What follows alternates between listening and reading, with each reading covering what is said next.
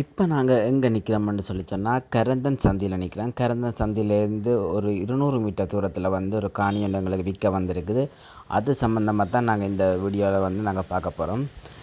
நாங்கள் இப்போ நிற்கிறது வந்து கரந்தன் சந்தியில் நிற்கிறோம். கரந்தன் சந்தியை பார்த்தோம்னு சொல்லி சொன்னாலே தெரியும். Ramapillai school, food city, bakery, pharmacy எல்லாமே வந்து சந்தியில் அமைஞ்சிருக்கு. எல்லா வசதிகளும் கூடினதான் இந்த காணி. இந்த காணி சம்மந்தமாக தான் நாங்கள் இப்போ பார்க்க போகிறோம்.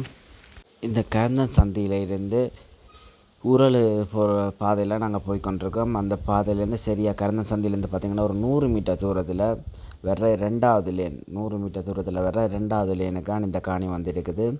அந்த காணியின் பாதையை பார்த்தோம்னு சொல்லிச்சுன்னா 12 அடி பாதை இருக்குது. மண் பாதை தான், ஆனால் பெரிய பாதை, அடிப்பாக போய் வரக்கூடிய மையான ஒரு பாதை. நாங்கள் வெள்ளது கை பக்கமாக வர்ற 2வது லேன், இந்த 2வது லேனுக்கு வந்து நாங்கள் திரும்பினோம்னு சொல்லி சொன்னால் சரியாக ஒரு 100 மீட்டர் தூரத்தில் வந்து இந்த காணி இருக்குது. இந்த மொத்த காணின்ற பரப்பை பார்த்தோம்னு சொல்லி சொன்னால் 4 பரப்பு காணி இருக்குது. உங்களுக்கு தேவையான மாதிரி நீங்கள் 2 பரப்பாக நீங்கள் பெற்றுக்கொள்ளலாம். அதுக்கேற்ற மாதிரியான பாதை வந்து இந்த காணிக்கு இருக்குது. 2 பரப்பாக நீங்கள் பெற்றுக்கொள்ளலாம். இந்த காணியை சம்மந்தமாக நீங்கள் பார்த்தீங்கன்னு சொல்லி சொன்னால் இந்த காணிக்கு உரிமையாளர் சொல்கிற விலையை பார்த்தா வெறும் 23 லட்சம் தான் சொல்லினோம்.